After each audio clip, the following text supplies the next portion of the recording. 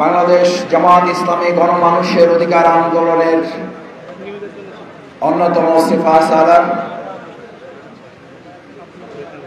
দেশের স্বাধীনতা সার্বভৌমত্বের অতন্ত্র প্রহরী বাংলাদেশ জামাত ইসলামী নোয়াখালী অঞ্চলের একটি গুরুত্বপূর্ণ উপজেলা বেগমগঞ্জ উপজেলার উদ্যোগে আয়োজিত বিগত কয়েকদিন আগে বন্যায় ক্ষতিগ্রস্তদের পাশে দাঁড়ানো, তাদের এই ক্ষতি কাটিয়ে উঠে স্বাভাবিক জীবনে ফিরে আসার জন্য বাংলাদেশ জামাত ইসলামী ঢাকা মহানগরী দক্ষিণের পক্ষ থেকে তাদের খোঁজ খবর নেয়া, তাদের পাশে দাঁড়িয়ে সাহস যোগানো, তাদের জন্য ঢাকা মহানগরী জামাতের পক্ষ থেকে কিছু আর্থিক উপহার প্রদান অনুষ্ঠানের আজকের এই বিশাল সমাবেশের সম্মানিত সভাপতি, উপজেলা সংগঠনের সংগ্রামী আমির জননেতা জনাব আবু জায়েদ,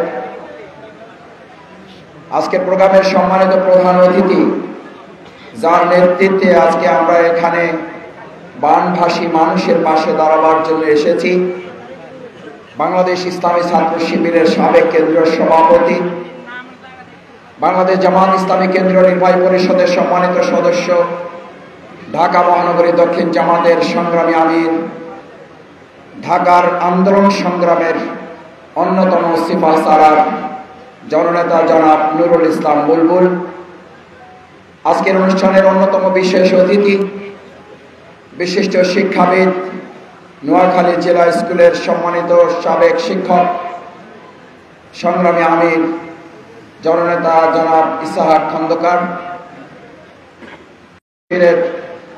জেলা এবং উপজেলা পর্যায়ের সম্মানিত নেতৃবৃন্দ, সম্মানিত ইমাম, খতিব, সাংবাদিক, সাহিত্যিক, বুদ্ধিজীবী, অত্র এলাকার গণ্যমান্য ব্যক্তিবর্গ, সম্মানিত সুধীমণ্ডলী, ভাই এবং বন্ধুগণ, আসসালামু আলাইকুম ওয়া রাহমাতুল্লাহি ওয়া বারাকাতুহু।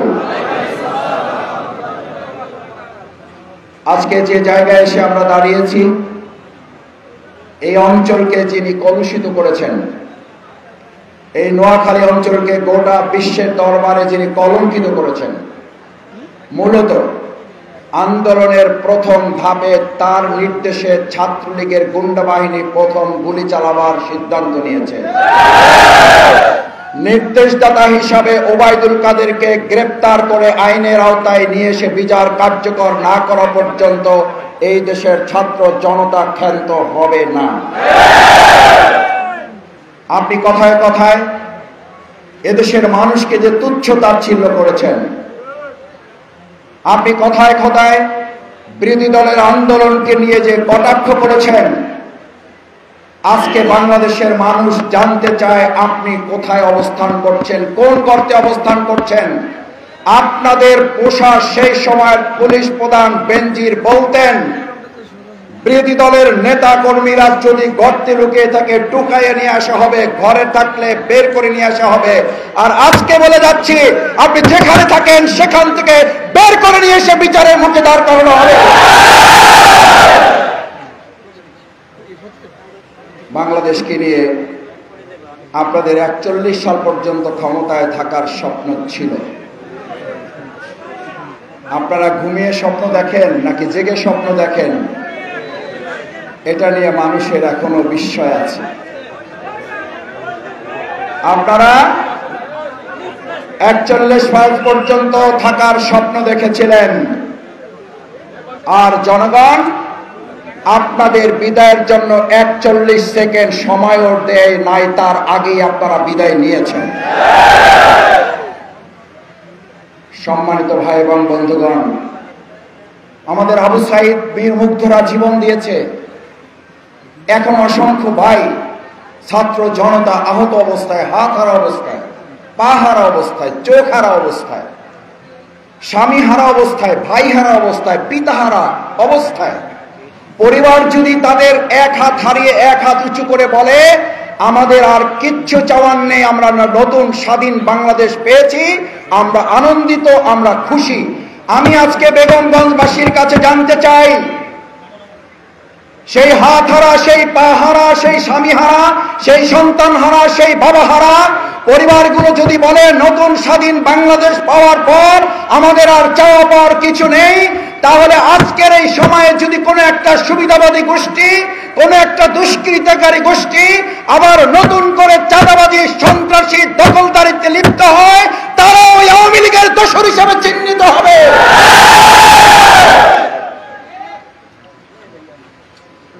নতুন বাংলাদেশের নতুন স্বাধীনতা এই বীর যোদ্ধা যারা জীবন দিয়েছে, আহত পঙ্গু অবস্থায় যারা হাসপাতালে আছে, এই সমস্ত স্বাধীনতা যোদ্ধাদের স্বপ্ন নিয়ে যদি কেউ সিনেমিনে খেলেন, মনে রাখতে হবে 2024 সালের 5ই আগস্ট একবার আসে না। এটা অন্যায়, অত্যাচার, চাঁদাবাজি, খুন, রাহাজানি, টাকা পাচারকারীদের বিরুদ্ধে প্রতিদিন, প্রতি মিনিট, প্রতি সেকেন্ডে একটা 5ই আগস্ট তৈরি হবে। আমরা অত্যন্ত বিস্ময়ের সাথে, উদ্বেগ উৎকণ্ঠার সাথে লক্ষ্য করি আমাদের নতুন সুন্দর স্বাধীন নতুন বাংলাদেশে এখন ঘাপটি মেরে থাকা প্রশাসনের আগের কতিপয় লোকেরা বসে বসে নাকি কেউ কেউ স্বপ্ন দেখেন এবং বলেনও, ভিতর থেকে গোপনে বলেন আবার সব ঠিক হয়ে যাবে, আধার কেটে যাবে। আপনাদের সাহসের প্রশংসা করতে হয়, তবে বেশি সাহস দেখাবেন না। আপনাদের যে নেত্রী মহিলা সাহস দেখিয়ে বলেছিলেন শেখ হাসিনা পালায় না। আপনাদের মনে থাকার কথা, ছাত্র জনতা 2024 সালের 5ই আগস্ট যে আন্দোলন সফল করেছে, 2023 সালের 28শে অক্টোবর মতিঝিলের শাপলা চত্বর থেকে বাংলাদেশ জামাত ইসলামী সেদিন একটা স্লোগান দিয়েছিল, আপনারাও সেই স্লোগানে সামিল হয়েছিলেন। আমরা সেদিন বলেছিলাম শুধু পদত্যাগ নয়, আমরা স্লোগান দিয়েছিলাম নো হাসিনা, গো হাসিনা। আজকে শুধু নো হাসিনা নয়, হাসিনা চলে যেতে বাধ্য হয়েছে। এটা 28শে অক্টোবর জামাত ইসলামের সিদ্ধান্ত ছিল।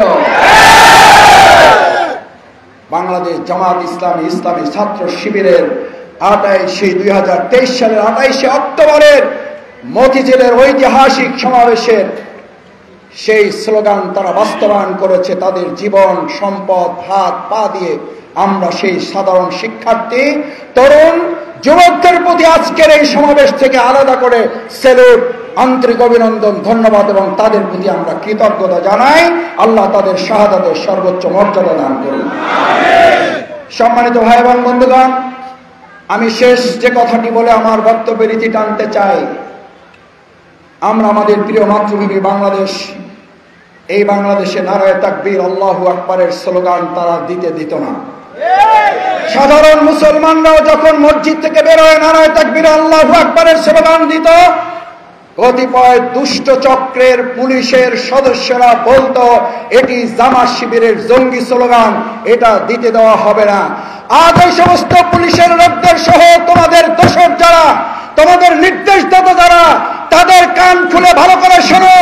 আজকের এই বেগমগঞ্জের এখান থেকে আমরা আওয়াজ তুলছি, নারায়ে তাকবীর, নারায়ে তাকবীর। এই স্লোগান কি শুধু বেগমগঞ্জবাসী? এই স্লোগান কি শুধু জামাত শিবিরের? এই স্লোগান কি শুধু মুসলমানের? এই স্লোগান বাংলাদেশের স্বাধীনতার সার্বভৌমত্বের গ্যারান্টি। এখানে সাংবাদিক বন্ধুগণ আছেন, আইন শৃঙ্খলা নিয়োজিত সদস্য ভাইয়েরা আছেন। ইতিহাস জানা থাকার কথা, আমাদের পার্শ্ববর্তী রাষ্ট্র যখন আমাদের বিডিআর তৎকালীন বাহিনীর উপরে হামলা পরিচালনা করেছিল রৌমারী সীমান্তে, আমাদের বিডিআরের জওয়ান যোদ্ধারা সাথে আমাদের সেই অঞ্চলের জনগণ একত্রিত হয়ে পার্শ্ববর্তী সেই রাষ্ট্রের আধিপত্যবাদের বিরুদ্ধে, গুলির বিরুদ্ধে, আমাদের বুক চিরে তাদের ফেলানিকে হত্যা করার প্রতিশোধ নেওয়ার বিরুদ্ধে সেদিন নারায়ে তাকবীর, আল্লাহু আকবারের স্লোগান দিয়ে আমরা আমাদের সীমান্ত পাহারা দিয়েছিলাম। ভবিষ্যতে বাংলাদেশের প্রতিটি ইঞ্চি মাটির গ্যারান্টি হবে নারায়ে তাকবীর।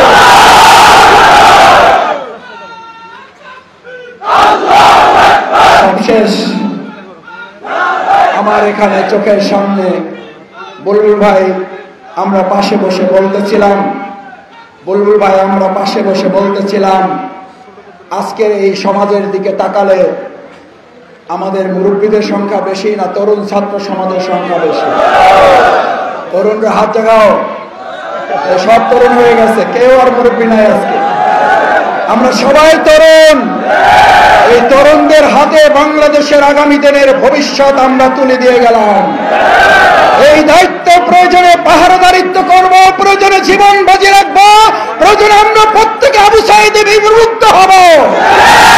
তবু অন্যায় অত্যাচার বরদাস্ত করা হবে না, হবে না, হবে না। ভাইয়েরা, যে কথাটা বলার জন্য হাত তুলতে বলেছিলাম সেটা বলে শেষ করতে চাই। আপনাদের স্লোগান ছিল মেধা না কোটা, মেধা মেধা। আপনাদের আন্দোলনের মূল শিরোনাম ছিল বৈষম্যহীন একটা রাষ্ট্র, বৈষম্য বিরোধী একটা রাষ্ট্র। আমি আপনাদের কাছে জানতে চাই, রাসূল করিম সাল্লাল্লাহু আলাইহি সাল্লামের সময় আইএমএ জাহিলিয়া যুগে সবচেয়ে বড় বৈষম্যের বিরুদ্ধে লড়াই করে মানুষের অধিকার, বৈষম্যহীন একটা সমাজ প্রতিষ্ঠার জন্য মানুষের তৈরি করা কোন তন্ত্র মন্ত্র আদর্শ মত দৃষ্টিভঙ্গি কি সেই সমাজ বদলিয়েছে, নাকি ইসলামের আলোকে সেখানকার বৈষম্যের কবর রচনা করে মানুষের অধিকার এসেছে? সুতরাং আজকের তরুণ ছাত্র সমাজ জনতার কাছে জামাত ইসলামের আহ্বান, এই আস্তে আস্তে এক এক দিন 2024, 1971, 1947, 1952, 90 এর গণঅভ্যুত্থানে বারবার আন্দোলন করার পরিবর্তে আমরা যদি একবার ইসলামী সমাজ বিনির্মাণ করতে পারি, আমি নিশ্চয়তা দিয়ে যাচ্ছি ইসলামী কেবলমাত্র বৈষম্যহীন রাষ্ট্রের বিকল্প, আর কোন বিকল্প হতে পারে না। আসো সেই বৈষম্যহীন রাষ্ট্রের বিনির্মাণে ইসলামী অনুশাসনের আলোকে রাষ্ট্র মেরামতে চাই, নিজের মেরামত। আমরা নিজেদের মেরামতের মাধ্যমে এই রাষ্ট্র মেরামতকে নিশ্চিত করব ইনশাআল্লাহ। আল্লাহ হাফেজ। বাংলাদেশ জিন্দাবাদ, বাংলাদেশ জামাত ইসলামী জিন্দাবাদ, বেগমগঞ্জ উপজেলা জিন্দাবাদ। আসসালামু আলাইকুম ওয়া রাহমাতুল্লাহি ওয়া বারাকাতুহু। বাংলাদেশ জামাত ইসলামী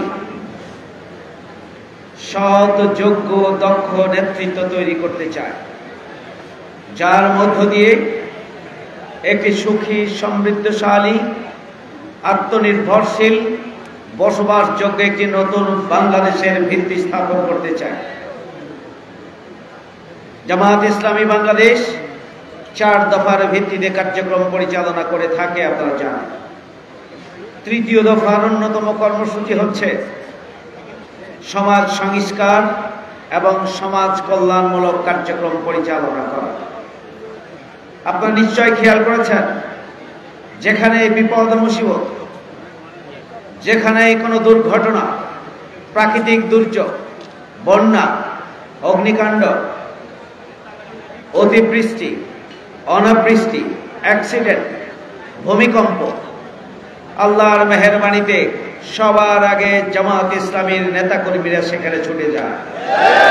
সবার আগে ইসলামী ছাত্র শিবিরের নেতাকর্মীরা সেখানে ছুটে যায়। আলহামদুলিল্লাহ, এটি জামাত ইসলামী ইসলামী ছাত্র শিবিরের এই কর্মসূচি, এটি জনগণকে খুশি করার জন্য নয়, এটি জনপ্রিয়তা অর্জনের জন্য নয়।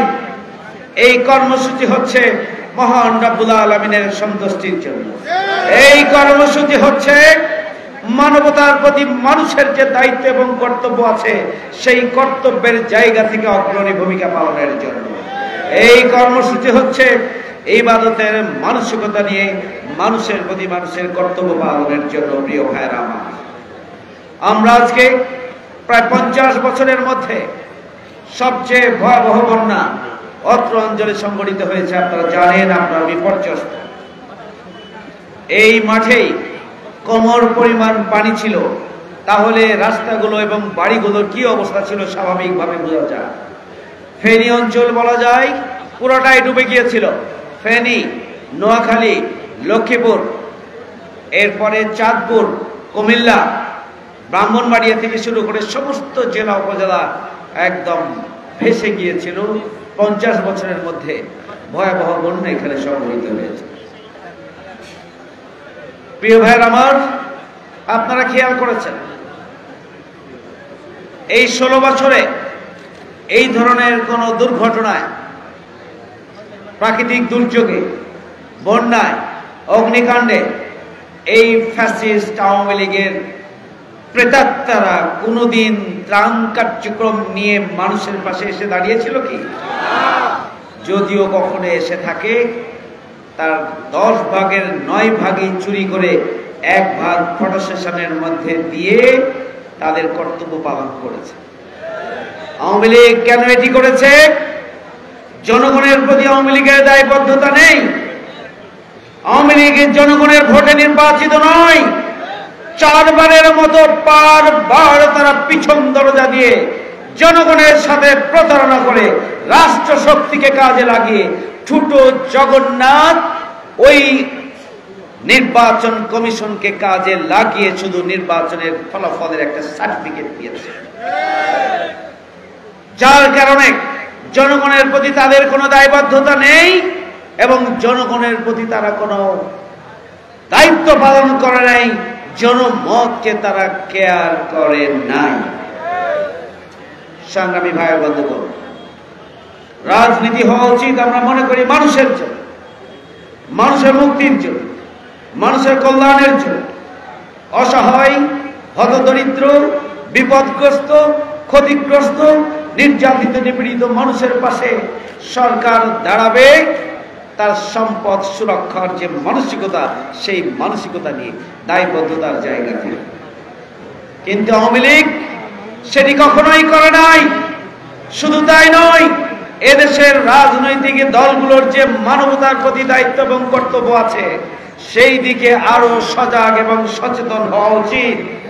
যদি সবগুলো দল রাজনৈতিকভাবে জনগণের কল্যাণে ভূমিকা পালনের অংশ হিসাবে জনগণের বিপদে মুসিবতে সর্বশক্তি নিয়ে শুধু ফটো সেশনের জন্য নয়, যদি মানুষের পাশে এসে দাঁড়ায়, তাহলে এদেশের কোন বিপদ মুসিবতই আমাদেরকে বিপর্যস্ত করতে পারবে না ইনশাআল্লাহ। আল্লাহর চাহেদ সবাই মিলেই আমরা পরিস্থিতি আবারও কাটিয়ে উঠতে পারবো ইনশাআল্লাহ।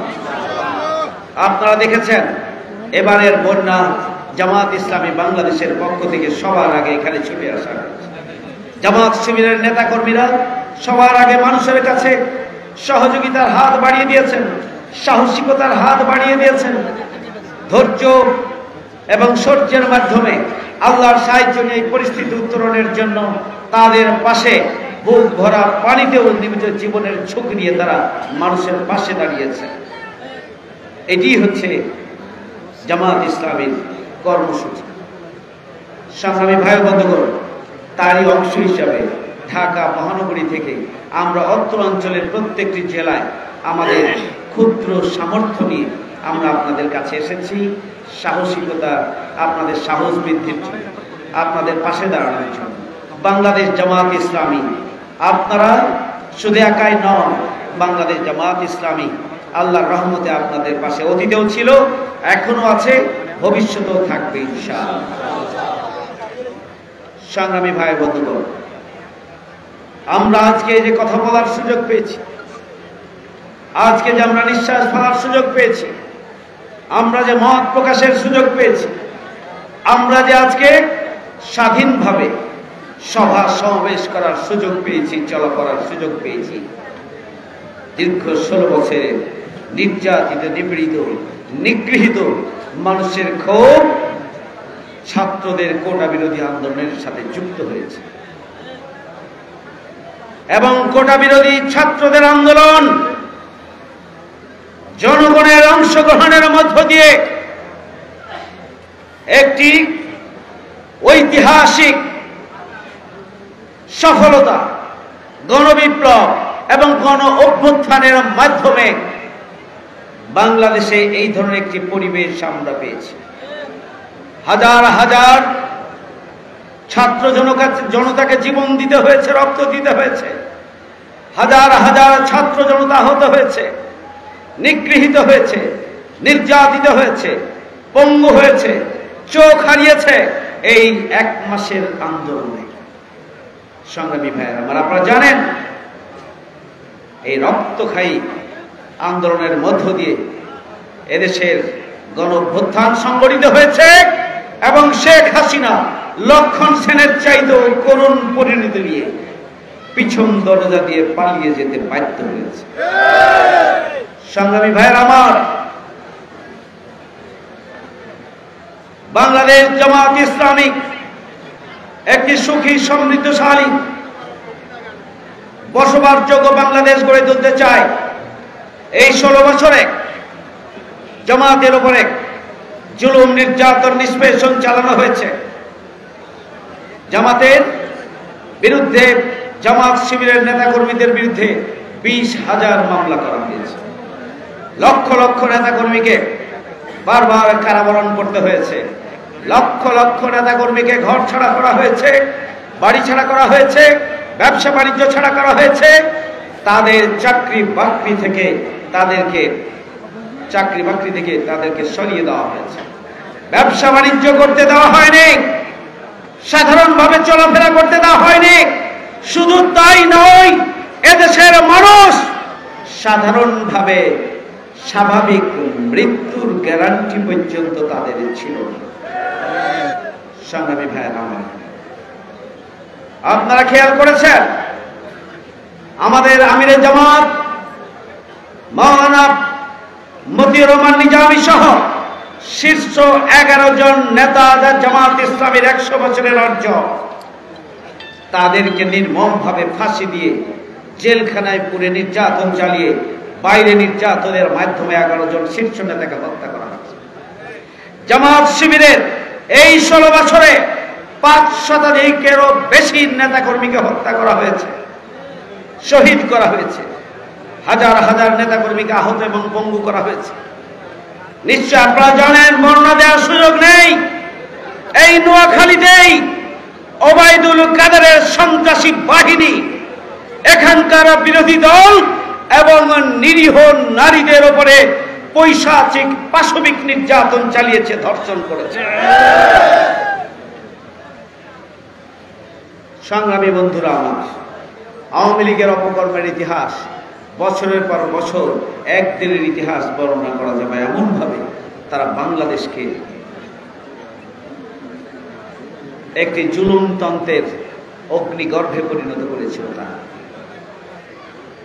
সুতরাং সেই হাসিনার যে পরিণতি, এই পরিণতির জন্য হাসিনার দোসররাও দায়ী, যারা হাসিনাকে ফ্যাসিস্ট হয়ে ওঠার জন্য সহযোগিতা করেছে। আওয়ামী লীগ, যুবলীগ, ওই সমস্ত বুদ্ধিজীবী যারা হাসিনাকে ফ্যাসিস্ট হয়ে ওঠার জন্য সহযোগিতা করেছে, ওই সমস্ত প্রশাসনের এবং রাষ্ট্রযন্ত্রের বিভিন্ন জায়গায় কর্মরত সরকারি বেতনে পুষ্ট যারা জীবন চালায়, তারা এই অপশক্তিকে ফ্যাসিস্ট হয়ে ওঠার জন্য সহযোগিতা করেছিল। তারাই মূলত দায়ী এই হাসিনাকে ফ্যাসিস্ট হয়ে ওঠার জন্য। পরিণতি হিসাবে দেশ ছেড়ে চলে গিয়েছে। কিন্তু তার দোসররা, তার সন্ত্রাসী বাহিনী, জুলুমবাজরা আজকেও রন্ধ্রে রন্ধ্রে লুকিয়ে আছে। তাদেরকে খুঁজে বের করে আইনের আওতায় আনতে হবে, এটা সরকারের দায়িত্ব। সেই দায়িত্ব বিলম্বে পালন করার জন্য আমরা আহ্বান জানাচ্ছি। সংগ্রামী ভাইয়ের আমার, চলমান আন্দোলনে ছাত্র জনতা যারা জীবন দিয়েছে, আমরা তাদেরকে শ্রদ্ধার সাথে সম্মান জানাই। আল্লাহ রাব্বুল আলামিন যেন তাদেরকে শাহাদাতের সর্বোচ্চ মর্যাদা দান করেন। রাষ্ট্রের প্রতি আমরা দাবি জানিয়েছি, রাষ্ট্রের উচিত হচ্ছে জাতীয় বীর হিসাবে রাষ্ট্রীয় পদকে তাদেরকে ভূষিত করা উচিত। তাদের পরিবার পরিজনের দায়িত্ব এই রাষ্ট্রকে নিতে হবে। আমরা বারবার বলে আসছি, আহত পঙ্গু যারা, তাদেরও দায়িত্ব এই রাষ্ট্রকে নিতে হবে। তাদের পুনর্বাসনের ব্যবস্থা করতে হবে এবং তাদের আত্মকর্মসংস্থানের ব্যবস্থা করার মধ্য দিয়ে সম্মানের সাথে তাদেরকে বসবাসের জন্য ব্যবস্থায় রাষ্ট্রকে করতে হবে। আমরা বলেছি, আজকেও বলতে চাই, শেখ হাসিনা সহ এই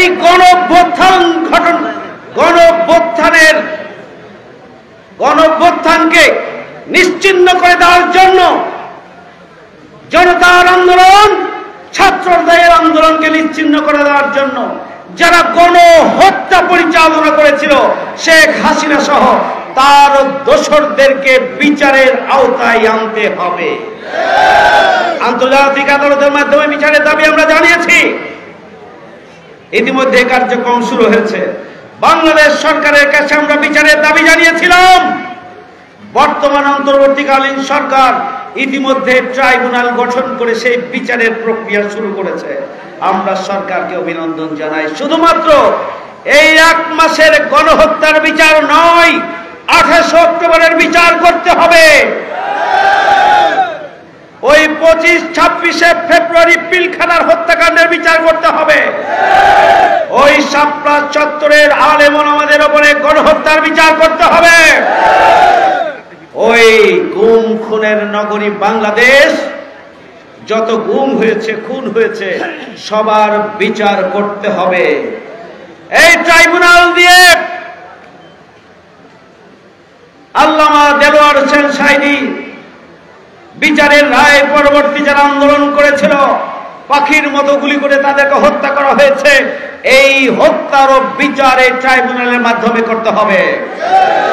এই ট্রাইব্যুনালের মাধ্যমে জামাতের শীর্ষ নেতৃবৃন্দকে হত্যা করার জন্য যে তথাকথিত ইতিহাসের সবচেয়ে মিথ্যার উপরে ভিত্তি করে যে অন্যায় ট্রাইব্যুনাল গঠন করা হয়েছিল, সেই ট্রাইব্যুনালের বিচারের সাথে যারা জড়িত তাদেরও বিচার করতে হবে। সংগ্রামী ভাইয়ের আমার, বিচারহীনতার সংস্কৃতি থেকে বেরিয়ে এসে সুখী সমৃদ্ধশালী নতুন বাংলাদেশ যদি করতে হয়, তাহলে এই 16 বছরের ফ্যাসিস্ট আওয়ামী শক্তি, ছাত্রলীগ, যুবলীগ, আওয়ামী লীগ এবং তাদের দোসর, তাদের পরামর্শদাতা, সহযোগী শক্তি যারা রয়েছে, যারা চক্রান্ত করেছেন দেশে বিদেশে বসে, সবার বিচার নিশ্চিত করেই আমরা ঘরে ফিরব ইনশাআল্লাহ। তাহলেই শহীদের আত্মা মুক্তি পাবে, তাহলেই শহীদ পরিবার এবং আহত পরিবারের সদস্যরা স্বস্তি ফিরে পাবে বলে আমরা মনে করি। আসো আমরা সবাই মিলে নতুন বাংলাদেশ গড়ে তুলি। স্বাধীনতা পরবর্তী এই স্বাধীনতাকে প্রশ্নবিদ্ধ করার জন্য যারা ভাঙচুর করছেন, লুটপাট করছেন, চাঁদাবাজি করছেন, তাদেরকে স্পষ্ট ভাষায় বলে দিতে চাই, এগুলো বন্ধ করুন। আপনাদের আমরা চিনি, আপনারা সুবিধাবাদী, আপনারা একটি স্বাধীন সার্বভৌম নতুন বাংলাদেশের যে ভিত্তি স্থাপিত হয়েছে সেটাকে প্রশ্নবিদ্ধ করার কোন চক্রান্ত করবেন না। এদেশের ছাত্র জনতা তা বরদাস্ত করবে না।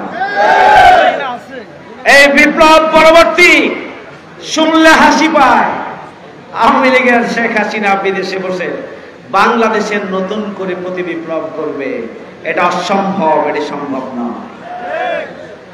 আওয়ামী লীগ বাংলাদেশের শক্তি হিসাবে রাষ্ট্র ক্ষমতায় থেকে মাত্র 1 মাসের ব্যবধানে সর্বশক্তি প্রয়োগ করেও দেশ থেকে প্রধানমন্ত্রীকে পিছন দরজা দিয়ে পালাতে হয়েছে। আর তার দোসররা স্বপ্ন দেখে, স্বপ্ন যারা দেখেন তাদের হাত ভেঙে গুড়িয়ে দেওয়া হবে যদি নতুন করে কোন চক্রান্ত ষড়যন্ত্র করেন।